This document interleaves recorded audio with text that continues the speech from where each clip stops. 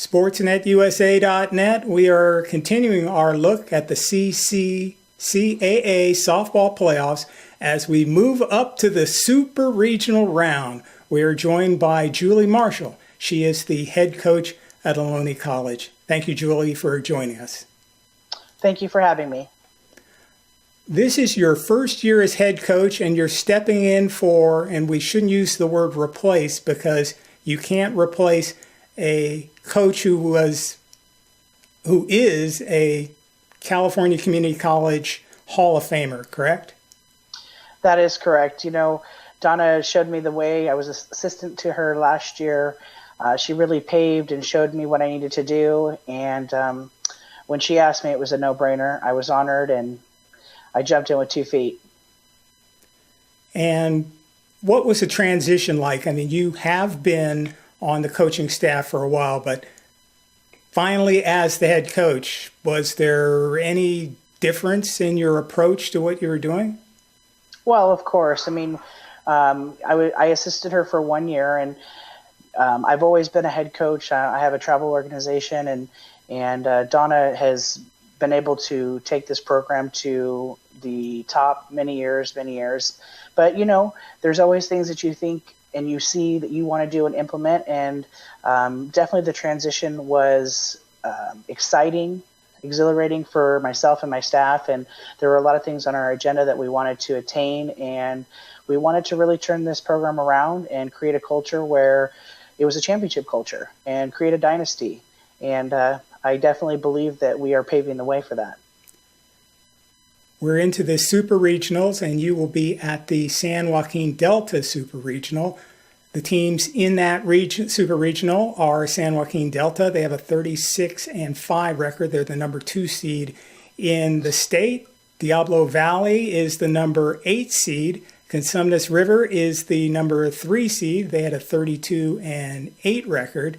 And you are the number 7 seed. When you go into the regional, which you just finished and you won against Sequoias, is there a different kind of approach now that you're facing not just one team you have to prepare for, but 3 teams? And I know you've played 2 of those teams twice.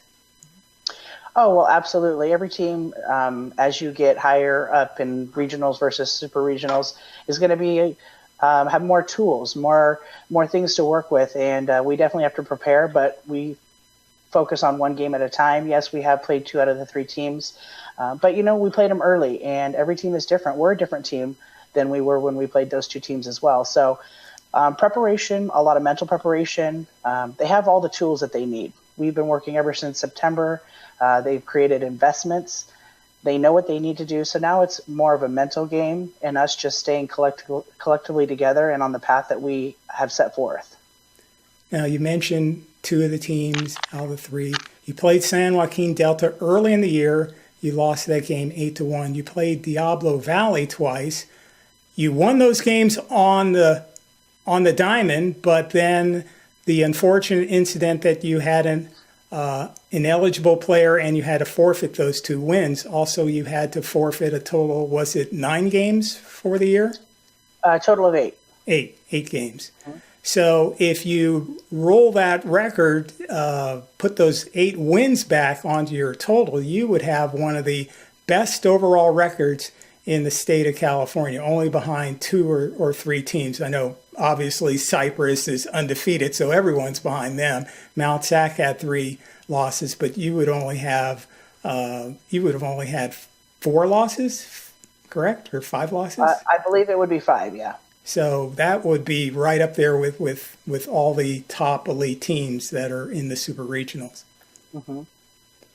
You mentioned earlier that you were involved with a travel organization. Can you tell us about that? Yes, it's an organization that's, I mean, not similar to the JC level, but it gets kids to the next level, call it collegiate level. And something I've done for many, many years, something I love. I mean, I love the game, so I do what I love and love what I do. That's the best part about my job. And the travel level, is it, we're talking your normal 16U, 14U, 18U kind of thing? Yes. Yes, it's a full broad from 12 to 18s. Now, does that mean you've participated in the PGF tournaments? Oh yeah, definitely. Okay. Many of those. Because we do broadcast the PGF National Championships for about the last 7 years that are held in July and early August. So if your teams are there, stop by and say hi. Absolutely, will do.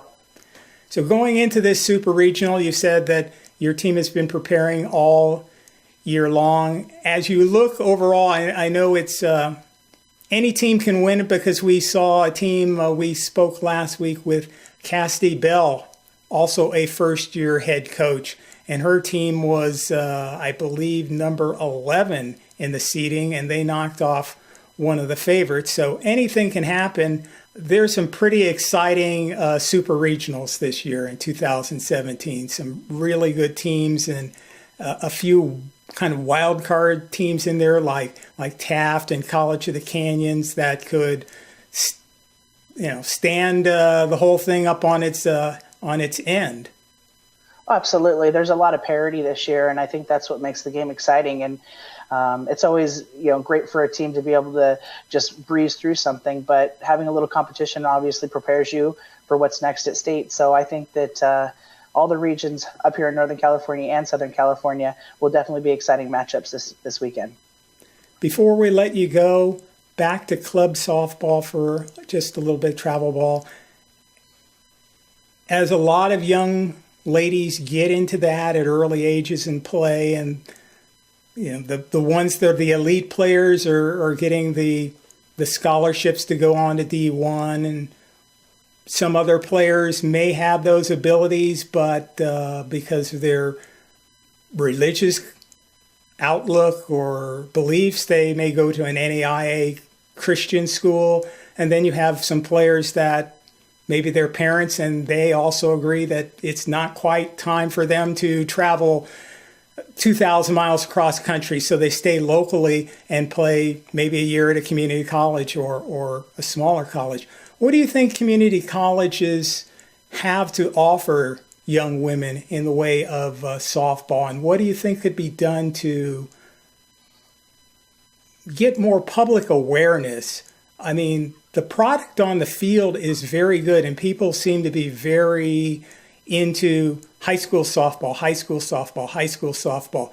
But a lot of people don't realize that all of the good teams that are out there playing community college softball, those are like multi-league all-star teams if you compare them to high school. So I think people are really missing out by not going out to see community college softball. I definitely think that there is a need to promote it much more than it is being promoted now. It's a way for kids that are not physically ready, financially ready. Maybe their grades aren't good. Maybe they're just not ready to go away from home. It's definitely a good way to financially knock your GEs out, to get physically stronger. But I definitely think the promoting part is happening a lot more here in our area. We've had a couple coaches come in, Haley Woods at Foothill. Obviously, Nicole Borg does a great job over at San Mateo. Myself, being able to bring awareness to the kids, because I think that JC ball for some kids is not even a thought process, just because it's not D1 or D2 or D3 or NAIA. And we just need to promote the message that there is a school for everyone, and maybe those 4 reasons that I identified, the financial, maybe you're not socially ready, maybe you're not mentally ready, it's okay to embark with JC, because sometimes you have some of the best times of your lives, and then you're ready and you're more prepared when you go to the 4-year. And a lot of coaches at the 4-year level are looking for JC transfers because they have that experience. Sometimes coming in as a freshman, you don't know what to expect, and a lot of freshmen have troubles their freshman year at a 4-year. So I think that we're able to prepare them a little bit, especially for those of us that have played at that level. Haley's played, I've played, Nicole's played. So we're able to share experience with these kids and help them learn what they need to do to be successful at the next level. And also, not only being a softball coach, you also have to be an educator too, because students have problems with with adjustments to classes and grades and things like that. So I would assume they come to you with all their problems. Oh, absolutely. I don't think there's anything that's been untouched this year, but that's part of the job that's even more meaningful for myself because, I create a relationship with these kids that 5-10 years from now, they're giving me calls or coming back to the field thanking me, and or I'm a part of their wedding or a part of their child's lives or what have you. So that makes it exciting. And as much as I love the softball part, establishing the relationships with these kids is second to none for me. Do you also find that you get maybe your college, Ohlone, is maybe a little higher up with the talent level, but I would think that some of the community college coaches are getting some young ladies who either maybe didn't play a whole lot of softball in high school or perhaps weren't coached properly. So it becomes a process where the coach has to really teach them the fundamentals again of the game. Well, no doubt you'll get players of that caliber who come and just want to be a part of something great. And there's nothing wrong with that. But I think that as a coach at the JC level, the recruiting piece plays a big part too. And we really hit the payment hard last year to bring in, obviously, Nolani Skates, a great pitcher, our infield, our outfield. So putting in the time after hours, not just on the field, but recruiting these kids and watching them play and showing them love and showing them what Ohlone can offer is an important piece as well. Now with her, you mentioned your pitcher. Did you recruit her because you just knew of her from playing in the area, or did you watch her recruiting video? Because I watched her recruiting video online. Nolani actually is from my area specifically, and I've watched her for years. I've kind of watched her grow up. So had a prior relationship with her. I wouldn't say we're friends, but we knew of each other. And yes, I went out to her games, watched her play, showed her some love. Of course, I watched her video. We sit and watch videos all day long. I think I could live on that as well. But, we were fighting with a couple other schools in the area, and we just did our best to show her what we could offer her and what Ohlone could offer her. And thankfully, she chose us. Well, we know you have to continue to prepare this week for the Super Regional that is happening at San Joaquin Delta. So San Joaquin Delta, Diablo Valley, Cosumnes Rivers, and Ohlone. That's one of the Super Regionals in Northern California. There'll be another one at San Mateo. Thank you very much, Coach, for taking some time out from your busy schedule to join us today. Absolutely. Thank you for having me. Welcome to another version of the Coaches Show here where we're getting ready to talk to Kodee Murray about the Super Regionals going on. Of course, look at her right now, getting ready to be the most prolific coach here at Cerritos College. 502 victories will get you there. You're right around the corner from that. You won number 500 the other day in the Regionals here at your home field, so it should be exciting for you, and it could be a big weekend when you get ready for the Super Regionals. Yes, but I think the wins come when you've got the supportive staff that we have at Cerritos. So winning that is awesome, and the kids that have gone through the program are all a part of those wins. And Nancy Kelly, who the field is named after, has been a hard act to follow, and we're just really happy that we have the facility we have and that we've had the athletes that have gone through our program to be here to be able to win that many games. Well, the thing that's interesting, of course, my math was a little askew when we started this interview. It basically breaks down, I should have known better, to about 31.5 wins a year. You look at this year now with the team that you've got in conference. I was talking to your dad earlier. I said, didn't do as well as you'd like to do, but overall record is good. And I think you have a very good team because I looked from 1 to 8. Everybody's hitting over 300, and they can knock the ball out of this ballpark at least. Well, that's definite. I think all of the players that we have left, this has been kind of a difficult season with injuries and family issues. So we're down to the kids are joking about the mighty 10. And it just seems like every one of them has stepped up to do their part as we go through these finals, through the playoffs. Kodee, when you look at it and you bring that up, you've had a difficult season and everything else. And I mean, you have played professional softball, you have coached at almost every level. When you get a season like this that's not just numbers, how do you change your coaching style, or do you change your coaching style with a team that's had a difficult year? Well, that's a really good question because I'm not really sure how we are where we are. We've got some great kids. We've got kids that have stepped up since the little issues have happened, and I think that all the work that you do in the fall, all the work that you keep pushing on the kids, they know you're fair about what's going on, and the ones that we have left are willing to come out and work hard and fight, and they've become more of a single unit. Since the smaller we've gotten, the more connected the kids are and the more willing they're to play for each other has gone on. I couldn't be more proud, and I couldn't be happier that to get my 500th win was with this team. I don't know what's going to happen at Super Regionals. We're in a very tough tournament there, but it just doesn't matter. I know that they will leave everything that they have on the field, and I think that's what we have to offer this weekend. You look at your team and what they did in the regionals. I mean, they played long ball. They knocked out this park. And, of course, again, I was talking to your dad earlier, and he said, we have the advantage with the wind here. Now you're going to go up to Mount Sac, different field. So if I looked at you and I said, okay, what is the strength of this team? I already looked at the batting averages and very impressed with that. But does it come from the circle? Is it defense? Is it overall? How do you rank your team, and what would you say this is the thing that really works for us, and maybe this is the thing that could be our hindrance? Well, we're 0-6 against two of those teams, so going into this Super Regionals is going to be interesting. I think for the first time we're a different team stepping out there. Again, not a lot of players, but the players that are there are here to play. There's no drama, there's no nonsense. They want to play, and they want to play for each other. So as far as playing at Mount Sac, whatever, it's all the same. You've got to still pitch, you've got to still play defense, and you still have to do some hitting to get through these games this weekend. So yeah, we've got the wind here. We played long ball, but I don't know. We'll see what happens when it comes there.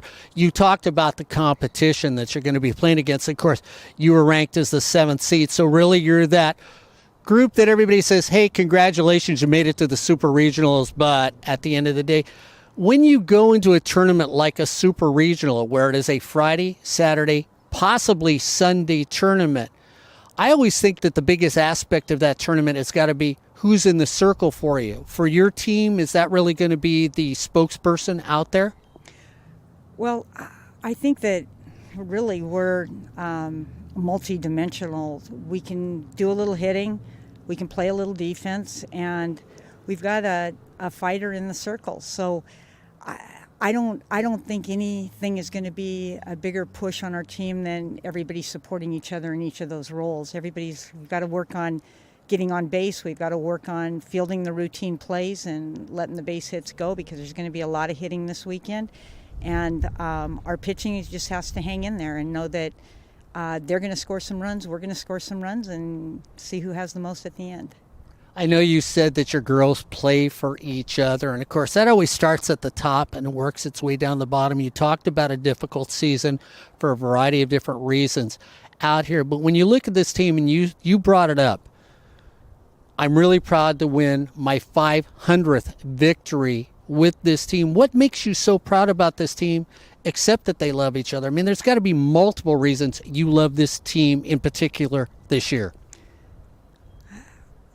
I think that when you have a group of kids that start with 16 or 17 players and you're now down to 10, you find out what's really inside. And I know that where we've gone from and what we've done since we've gotten down to the 10 that are left, we were at 11 and then a car accident happened, so then we go down to 10. With this final 10, they're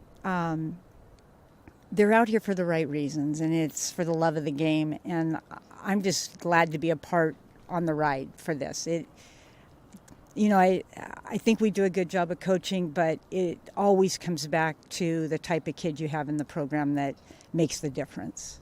I refer back to your dad. We had a little conversation before you got out here, and I said, what makes me feel good about being around somebody like you, because we have visited before, you really care about the game of softball and what it can do for the young women that are in your program. Somebody that you use the game to get to where you are today, and also you played professional softball along the way. When you talk to your girls, do you try to tell them that, yes, softball is a fun game that can get you place, but there's much more to life than just softball? Does it translate to them right now? I think it starts from the recruiting process for us at Cerritos. We don't even talk about the softball part during the recruiting until after we've gone through all the academics and talk about what their goals in life are and what they want to major in. And I think that when a student athlete chooses Cerritos, they know that everything we're going to do is geared first and foremost towards academics, and the softball speaks for itself. We've been able to do a good job out here because we get some good kids, but the biggest thing is if we can get them out of here in 2 years, and I can sit in a recruiting meeting and talk about our lawyer that is in Ventura and passed the bar her second time around, and I can talk about the business owners, and I can talk about the Mayfair coaches coming out of this program. Those are the things I think that sell the program. I think that they know that we're here, and those are the important things. We very rarely talk about the softball program in the same bragging way. We talk more about the kids that have come out of the program and where they've ended up, and that you could be that kid too. And that in a couple of years, we want to be sitting here talking about you and where you are in your life because of the starting point of Cerritos College. And so, yes, first and foremost for me is that we set a precedent that the academics are the single most important, and then we move to the next level of the softball bit. I like the fact that I always get teased because when I do a game, I call them student athletes, and people will always pick on me for saying that. But I've got a coach next to me that emphasizes the fact of student athlete. As we move on and we get ready to look for this weekend, of course, we look at your Super Regional, and you've already said to me, boy, howdy, I get to play teams that I've already looked at and lost to. So when you get ready for this, what's the big change that your team's got to have when it plays three teams that they haven't been able to beat? What do you do as a coach to get your team ready for this Super Regional so that you can make it to Sunday? I think we're already ready. I think that we had some tough times along the way that we ran into some problems. We didn't know how to overcome those obstacles. We've grown and we've learned a lot since those games were played. And I don't know if we'll win them this weekend. I don't know if we'll win the games this weekend. But what I do know is that we've got a group of kids that you'll know we're there. And I think that's all that at this point in the season you can ask, especially when you're down to 10 players and going to battle against some pretty good competition. Well, I want to thank you very much for being on the air with us. I want to congratulate you again on 500 victories. Let me get that right, 500 victories, and 2 away from being the most prolific softball coach here at Cerritos College. Again, I want to thank you for being a coach that really cares about your women, because as you know, you've played the game long enough. You'll meet coaches that it's only about how many victories I've got, not how many people that have passed on to a successful life. So I want to congratulate you there too. And the best of luck this weekend. Hopefully we'll be talking about you on Sunday while we're on the air and say you're going up for that another state championship. You've already gotten one. Let's see if we can get that other one. And maybe at the end of the day, it'll be, let's see, what would that be? 504 or 5 victories? We don't know. She will be the best here at Cerritos College. Tell you what, want to play softball? Play for this young woman. Her and her dad have put together a fantastic program. Thank you very much for talking to us. First, thanks for calling me a young woman. I appreciate that. And I would also like to just say thank you to Sportsnet for the coverage and what you're doing to help promote softball with the 3C2A programs. So thank you very much. Well, thank you. Kodee Murray, Super Regionals. Make sure you check all the live stats to see how our team does this weekend as she becomes the most winning coach here at Cerritos College in the game of softball. We are at Santiago Canyon College as SportsNetUSA.net continues its coverage of the CCCAA playoffs this year. We're up to the Super Regional level, and graciously, Lisa Camarco of Santiago Canyon. The head coach has decided to join us, or I should say not decided to join us, but is joining us today. Lisa, you've been the only coach here at Santiago Canyon. Can you remember your first season? I absolutely remember my first season. 2007 was the first season that we actually put a team on the field. I was hired in 06 to start the program in 07. And it was interesting. I was living down in San Diego at the time, so I was, driving up here about 4 days a week to, commuting back and forth to recruit and build a team. And that first year we were 12-25. We were competing over at Hart Park. It was when we were just in the early design phases of building our stadium that we have now. So yeah, that first year was definitely unlike any other. I don't think I slept much. 12 wins, but it was just a great group of girls, and it's such an interesting situation where you get an opportunity to build something from scratch, right? You're not walking into anybody else's dynasty or anybody else's mess that you're trying to correct. It's something that you get to come in and completely create that's your very own. So that first year is really special to me. Were you part of the design process of the facility you have now? Yes, absolutely. So coming in when I was hired, that was part of the job at the time, was designing and building this facility. So I'm really fortunate. Actually, my dad does a lot of drafting, and so I was able to sit down with him, and we were able to draft up what the ideal layout would be, what exactly we wanted with the facility, so that when I met with the architects for the first time, that I already had my own set of plans drawn up. That I was able to present to the architects, so they knew that this is what my vision is for the facility. So that was a huge benefit. Now, with this facility, this is one of the few that has turf. I know in Southern California, in the CCCAA itself, Foothill has a turf field, but it doesn't have a skin infield. Right. It's all turf. Why go in that direction? I definitely liked the idea of turf to begin with. I think it's one of those things that I knew what my playing surface was going to be every day. You didn't know, you didn't have to worry about, is the grass going to be dead? Is it going to be flooded? Is it going to be muddy? Your playing surface is going to be perfect every single day. So at that time, there was some people trying to convince me to even turf the infield, but I wasn't ready to be a guinea pig on that. I felt like that was still too new. And I think at the core liked the idea of a dirt infield. So I'm glad that we did go that direction, but we love having our turf outfield.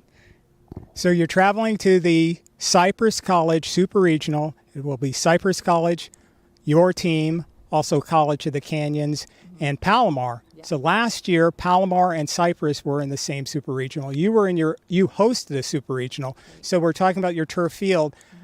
Does that change any of your strategy going over and playing on a grass field? That was one of the things I really thought through when I decided to do turf, because I knew we were going to be one of the few that had it. But one of the things I've found is that it gives our outfield an advantage, because I feel like at a lot of the other fields, they maybe have, divots and holes and things in their outfield that they're used to practicing with and getting bad hops. Whereas our kids get, the ball stays down. They get very pure hops in practice every day. So they're not ever used to, being scared about getting hit with a ball, pulling up on a ball, not staying down on it. They stay down on every single ball. And so it's no different when they go to the grass. It's even, probably a little bit slower on grass. So I think it's easier for our kids because of the speed we have in our outfield. Tell us about your outfield defensively. Oh, our outfield is so good. We are so lucky to have such talented athletes in the outfield. And I think it's something, we joke around with them all the time. Like, we take for granted how good they are very often. But, sometimes you'll face other opponents where you see, the outfield isn't as strong maybe as ours is, and it's just a good reminder for us of what amazing athletes we have out there. I mean, the angles that they get to balls, the speed that they have, the communication between them. They're taking, hits that should be doubles and turning them into outs.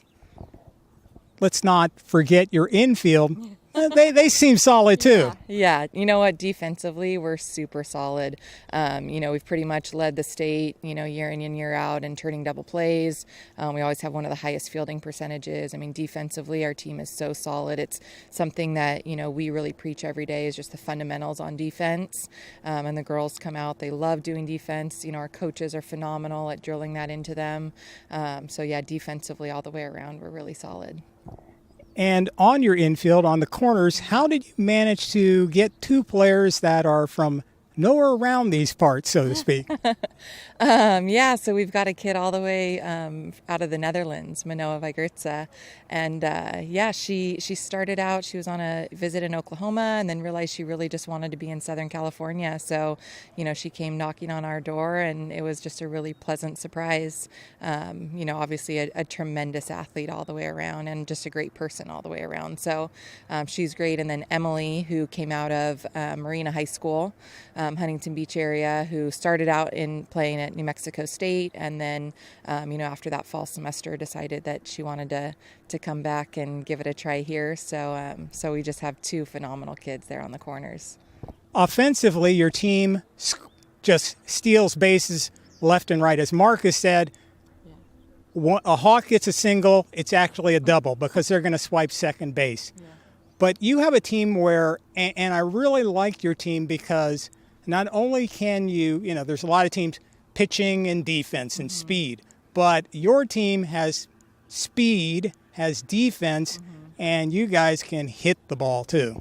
Yeah, one of the things that we always look at trying to build is a blend of speed and power. We feel like that's a really important combination is, being able to marry those two because, there's going to be days that, offensively you're just going to mash the ball, right? Which those days are great, but there's going to be other days when you have to be able to manufacture runs and you're not going to be able to just stand in the box and mash. So having that combination of speed and power allows you, to be successful, I feel like every day of the week where you're going to have days where you can put up a bunch of runs by swinging the bat and days where you're going to be able to, put up runs by taking extra bases, stealing, putting pressure on the defense, putting the ball on the ground and letting your speed, kind of supply some of those runs. So having that combination of the two, I think puts you in a position to contend every single day. From a fan standpoint, people might think, well, this year, Santiago Canyon just didn't have as much pitching as they had last year. But your overall record is within, one win, two wins? I mean, one or two losses of what it was last year. Yeah. It's interesting. Our conference record, for example, ties the best conference record we've ever had, in 2014 when we won the conference. So, yeah, I mean, on paper, success-wise, it's very similar to any other, successful year that we've had. We had a little bit of less pitching, definitely at the start of this season. As we've gone on, Kristen has really developed and really come into her own. I feel like, in the circle and is pitching with so much more confidence, so much more determination. Her team's rallying around her. She's just kind of starting to command the circle, like we've been working with her all year doing, and she's really starting to step up into that role. It seemed to me that from the games that when she pitched the doubleheader against Long Beach during the regular season, that was a very tight game. It was a 2-1 score in both games, and it could have gone your way and you could have swept that. Yeah. Then when you faced Long Beach just last weekend in the regional, she pitched just extremely well, only gave up one run, and you ended up mercying them both games. Yeah. When we faced Long Beach the first time, that doubleheader earlier in the year, Kristen pitched phenomenally in both of those games and really deserved to win those two games. And unfortunately, that's one of those days that our hitters were just off. We didn't put up runs. We weren't swinging the bats well. We had, our 3-4 hitters, two of our best hitters in the lineup that went 0-4 for both games, and so it was just one of those days where defensive-wise, pitching-wise, we did a really good job, but offensively, we just couldn't get it done that day. And kind of fast forward to this last weekend, our hitters did a really good job of making adjustments early on, and we were able to score runs and kind of give Kristen that run support that we should have given her the first time we played them.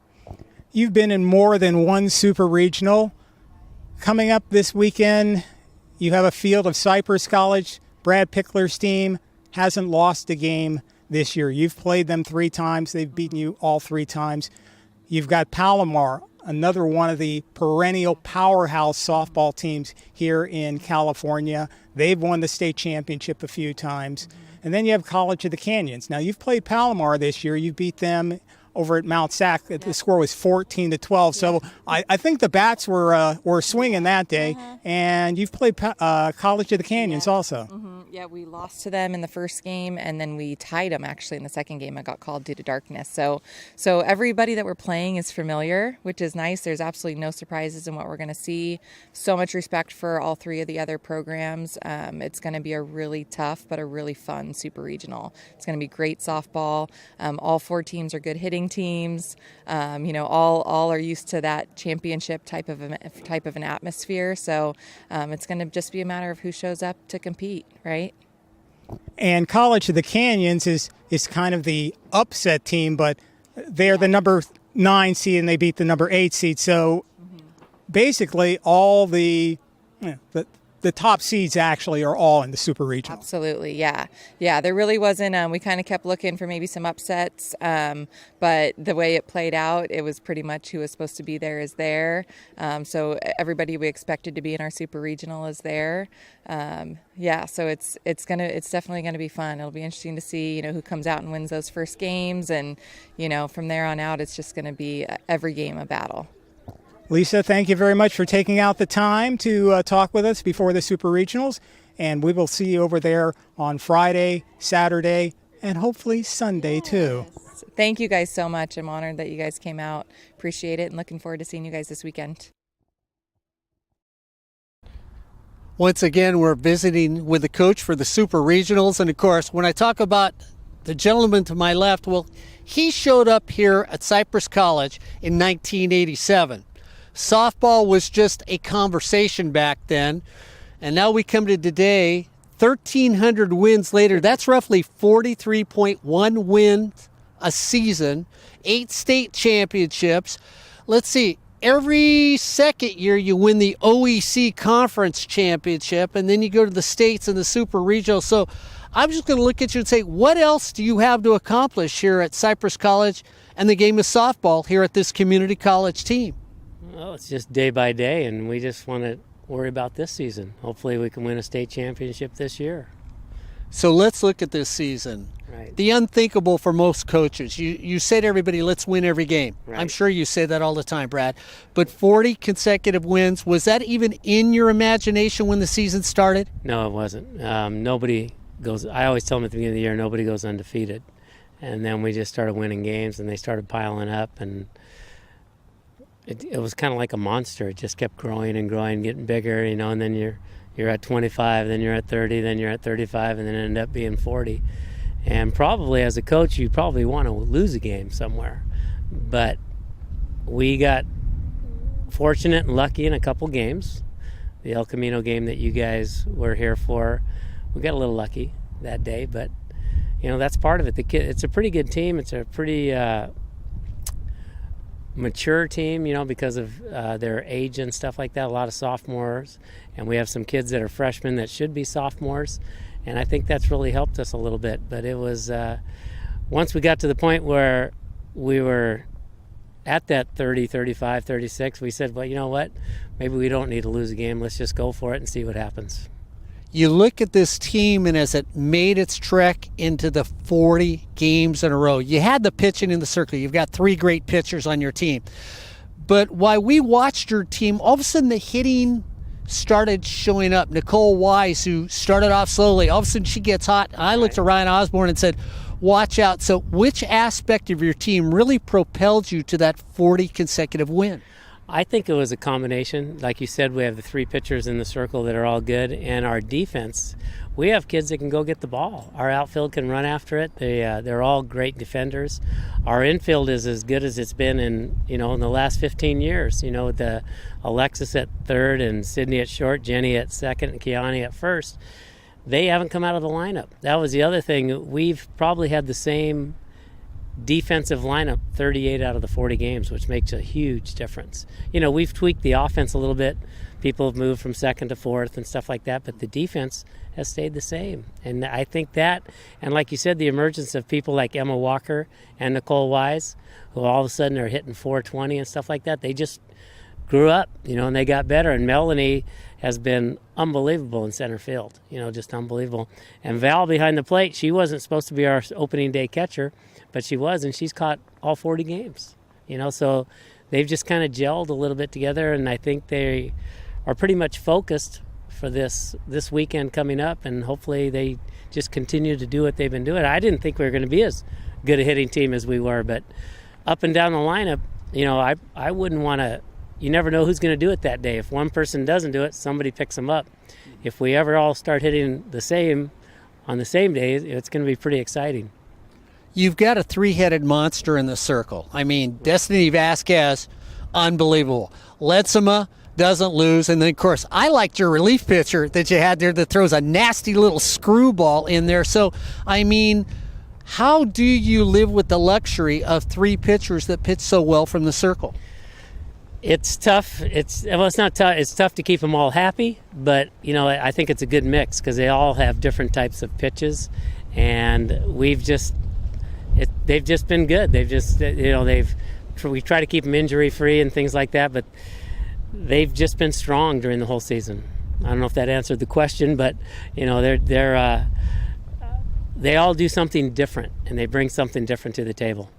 We looked at your team, and we did a game at Santiago Canyon. We were talking about you, and I said, gee, to my partner, Ryan Osborne, where's the downfall for Cypress? They're 40-0. Do they have a weakness? And he goes, I guess the only thing we could pick was defense, but you just said to me, when you look at your team as a coach, is there a weakness that anybody could prey on when we get ready for the Super Regionals? Well, I don't want to give away any secrets. But no, I think they're pretty solid. Our bunt defense has been solid. Sydney, during our conference season, made 2 errors. And for a shortstop, that's kind of unheard of with all the balls that she gets. And Alexis was a shortstop who we converted to third base.